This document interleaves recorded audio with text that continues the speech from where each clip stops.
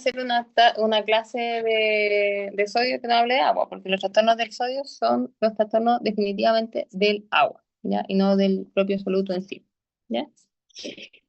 Como introducción, entonces, la concentración plasmática de sodio vamos a tener que regulada, como les decía, por los cambios de agua, ¿ya? Y en realidad el problema, cuando nosotros hablamos de sodio, no es si el sodio está bajo o el sodio está alto, sino lo que genera en el fondo que tiene que ver con la tonicidad, la hipotonicidad y la hipertonicidad son el problema clínico real, porque recordemos, o después vamos a ver que no todas las hiponatremias son necesariamente hipotónicas, ¿ya? Y al revés, todas las hipernatremias sí deberían ser hipertónicas, pero no toda la hipertonicidad es secundario a el sodio y la hipertonicidad sí es el problema, ¿ya? El estudio diagnóstico, la idea es que hablemos de la fisiopatología, porque para ver el estudio diagnóstico y entender un poco por qué en el fondo pedir tal o cual examen, necesitamos saber de dónde vienen los trastornos del sodio, ¿sí? Y lo otro que para el tratamiento, claro que necesitamos saber cuáles son las consecuencias de nuestro tratamiento. Vamos. Dentro de la homeostasis del medio interno vamos a tener la regulación de la excreción de soluto, propiamente tal la regulación de la excreción de cloruro de sodio.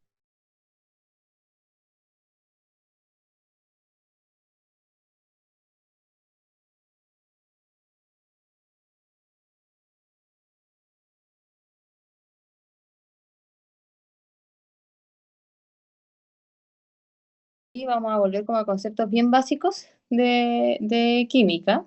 Primero, la presión osmótica. La imagen lo que trata de mostrar es la osmosis, que es cuando en una solución tenemos una membrana semipermeable, el agua es la que va a tender a moverse desde el compartimento que tiene menos soluto al compartimento que tiene más soluto, ¿cierto? Si yo, por tanto, agrego soluto a una solución, el agua se va a mover desde este compartimento con menos soluto a aquel con más soluto y el movimiento de agua va a generar una presión dentro de ese sistema, que es una presión que va a tratar de salir de este compartimento con más soluto, que es lo que se conoce como la presión hidrostática. Como contraposición, debe haber otra presión que mantenga el agua dentro de este compartimento con más soluto y ahí tenemos el concepto de presión osmótica. ¿Sí? ¿Qué pasa en el organismo? Nosotros tenemos a nivel celular, a nivel intersticial y a nivel plasmático, y hay un soluto que es el principal, en el fondo determinante de la presión osmótica de ese compartimento. A nivel celular vamos a tener que el potasio, a nivel del intersticio se considera el sodio y a nivel del plasma entra tanto el sodio como las proteínas porque el sodio puede atravesar en el fondo la membrana capilar. Por lo tanto, en ocasiones puede actuar incluso como un humor inefectivo. ¿Sí? En relación a la composición de los fluidos corporales, hombres y mujeres, el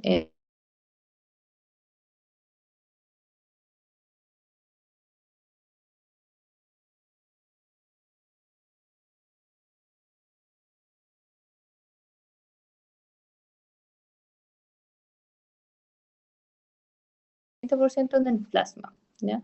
Por tanto, este contenido que está en el plasma, que son 3,5 litros, la mayoría está en el territorio venoso que no participa en el fondo de lo que es la perfusión, y esos son 2,8 litros. Y el volumen arterial, que es el volumen arterial efectivo, volumen circulante efectivo, es solo el 20% de esto, de este contenido plasmático, que por tanto son solo 700 ml y es lo que nosotros regulamos con los movimientos de sodio, no con agua. El agua regula la molaridad y el sodio es el que regula este volumen circulante efectivo. Definiciones antes de pasar como allá a lo duro de la fisiopatología del sodio. El osmol en sí es el número de partículas individuales que presenten un determinado volumen van a ser capaces de generar un movimiento de flujo osmótico, ¿ya? No sé, es que se me está descargando. Osmol efectivo es un osmol que enfrentado a una membrana tiene un coeficiente de reflexión igual a 1, que es decir, que no es difusible y por lo tanto va a ser capaz de generar movimiento de agua, ¿ya? Sodio, potasio, manitol. Pero un osmol inefectivo es aquel que si yo lo enfrento a una determinada membrana en una solución, tiene un coeficiente de reflexión menor a 1, que por lo tanto es difusible a través de membrana y no va a funcionar como un osmol efectivo que determine solo el paso de agua, ¿ya? Eso, por ejemplo, la UDI. Ahora vienen los otros conceptos de osmolaridad y tonicidad. La osmolaridad es la que nosotros calculamos con el 2 por el sodio, con la glucosa y la urea. Y esa osmolaridad, nosotros es en el fondo lo que nosotros tratamos de acercar a la osmolaridad, que es el verdadero parámetro físico que regula el flujo osmótico, que finalmente se tiene que medir y yo no la puedo calcular, ¿ya? Y se mide con un osmómetro que nosotros no tenemos. La unidad de medida de la osmolaridad es milimol por kilo y la osmolaridad, como nosotros la calculamos en base a los moles que nosotros encontramos presentes, principalmente el sodio, la medimos milimol por litro, ¿ya? La calculamos con fórmula y permite estimar la osmolaridad de una solución, pero con un margen de error de un 10%, ¿ya? ¿Por qué? Porque cuando yo calculo la osmolaridad, asumo que todas las moléculas de cloruro de sodio están completamente disociadas y que por lo tanto es 2 por sodio, ¿cierto? Cuando sale la fórmula. Pero eso fisiológicamente no ocurre. No todas las moléculas de cloruro de sodio van a estar disociadas. Por lo tanto, la osmolaridad generalmente supera el cálculo real de la osmolaridad, ¿ya? Pero no tenemos para medir osmolaridad, así que es nuestra forma de aproximarlo, ¿ya? Y la tonicidad es como en el fondo, el impacto de una determinada solución, dependiendo si es hiper o hipomolar, a nivel del volumen celular, ¿ya? Y depende de la osmolaridad, entendiendo que es el real concepto que nosotros debiésemos querer ir a buscar. ¿Cuáles son los efectos del cambio de la osmolaridad? Bueno, esto es después para entender finalmente las consecuencias del tratamiento y del tratamiento y también de una o una hipernatremia aguda. Tenemos una célula con un volumen celular normal, que está en el fondo en equilibrio entre la presión que está tanto en el intracelular como en el extracelular. Si yo someto a esa célula a un ambiente hiperosmolar, lo lógico es que el agua va a tender a salir de la célula y por lo tanto esta se va a encoger, ¿cierto? En el agudo, lo que hace la célula es activar bomba de sodio hidrogeniones y tratar de sacar hidrogeniones y entrar sodio, potasio, cloro y la mayor cantidad de electrolitos que actúen como un soluto para poder mantener el volumen de esa célula y que no sufra en el fondo casi una degradación y cerebralmente la desmielinización central osmótica, ¿cierto?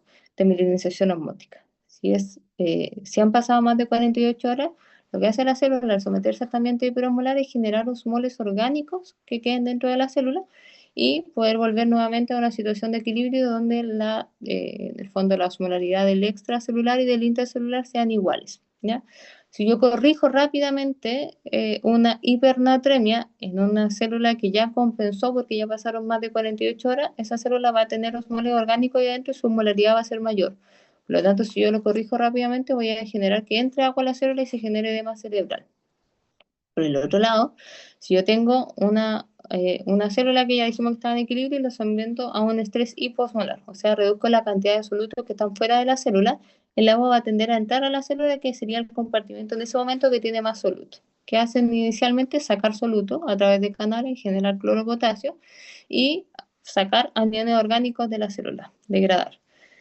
Cuando yo tengo, ¿qué va a pasar finalmente? Esa célula va a tener menor osmolaridad cuando yo corrija la solución. Y si tiene menor osmolaridad, cuando yo corrija, el agua va a salir y se va a generar la desmielinización, en el caso de las células cerebrales, que es la que más nos preocupa y la que genera los síntomas en las correcciones del sodio. ¿Hasta aquí todo bien? Asumo que sí. Me pueden hablar. Todo perfecto, todo claro. Gracias, doctor Riveras, Carla. Gracias. Eso. Ahora, nosotros sabemos que la osmolaridad debería ser igual en el intracelular, en el extracelular, la osmolaridad plasmática y la osmolaridad corporal, ¿ya? Y esa osmolaridad, que es la que nosotros dijimos que podíamos calcular, 2 por el sodio, la glucosa partido en 18 y el BUN partido en 2,8, que tienen que ver con el peso molecular, entendiendo que el peso molecular de la glucosa es de 180 gramos y el BUN es de 2,8, yo tengo que partirlo en 18 y partirlo en 2,8 para llevar esa solución a milimol por litro, ¿ya? La glucosa y el hidrógeno leico están en muy bajas concentraciones respecto al sodio. Por lo tanto, en general, pudiésemos no medirlo y no afectaría importantemente nuestra medición de la osmolaridad. Si nosotros lo ocupamos, nos acercamos aproximadamente al 97% del valor real de la osmolaridad. Y si nosotros ocupamos solo el sodio, nos acercamos al 95%, que igual es suficiente, ¿ya?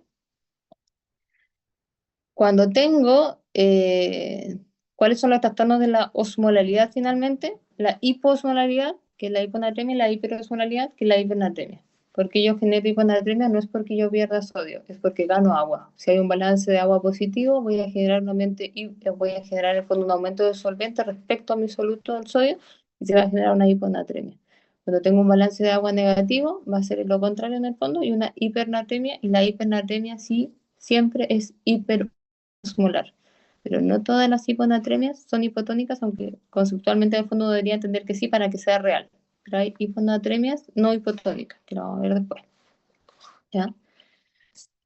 La osmolaridad plasmática ya dijimos que tenía que mantenerse en general constante. ¿Ya? Cambios en la osmolaridad muy bruscos no solamente van a tener efectos a nivel neurológico, un aumento, por ejemplo, de la osmolaridad puede generar daño endotelial, puede generar que haya finalmente como fuga capilar, puede generar edema pulmonar agudo. Por lo tanto, con todos estos movimientos nosotros, y los daños cerebrales que son obviamente los más graves y irreversibles, tenemos que mover la osmolaridad plasmática siempre entre 275 y 295. Pero sabemos que nosotros no regulamos el sodio, entonces, ¿cómo hacemos para que esta concentración, esta osmolaridad, perdón, se mantenga constante? Nosotros jugamos con la osmolaridad urinaria, ¿ya? Si la osmolaridad plasmática baja bajo 275, quiere decir que me está sobrando agua y que por lo tanto tengo que tratar de generar una orina muy diluida. Y esa orina muy diluida puede llegar hasta los 50 milimol por kilo. Ya no puede ser menos que eso porque es imposible eliminar agua pura libre de solutos, ¿sí? Si es que aumenta mi osmolaridad, quiere decir que me está faltando agua, no que me sobra sodio. ¿Ya? Me falta agua, por lo tanto necesito generar una orina muy concentrada. Y es acá donde se activa la vasopresina, hormona antidiurética, de antidiuresis, para eliminar una orina muy concentrada que puede alcanzar hasta los 1200 milimol por kilo. ¿Ya? En general, entre 50 y 1200 yo puedo eliminar desde 500 cc de orina hasta 18 litros de orina en el día. ¿Ya? Si en condiciones patológicas donde el riñón no sea capaz de compensar en el fondo esto, este margen se puede estrechar y ahí se vienen los problemas de la osmolaridad plasmática. ¿Ya? Entonces, ¿qué intenta reflejar la imagen? ¿Ya? La vasopresina, que dijimos que era el principal regulador, va a ser inversamente proporcional con el flujo urinario. Si es que yo, en el fondo, tengo activación de vasopresina, tengo antidiuresis, por lo tanto va a disminuir mi volumen urinario.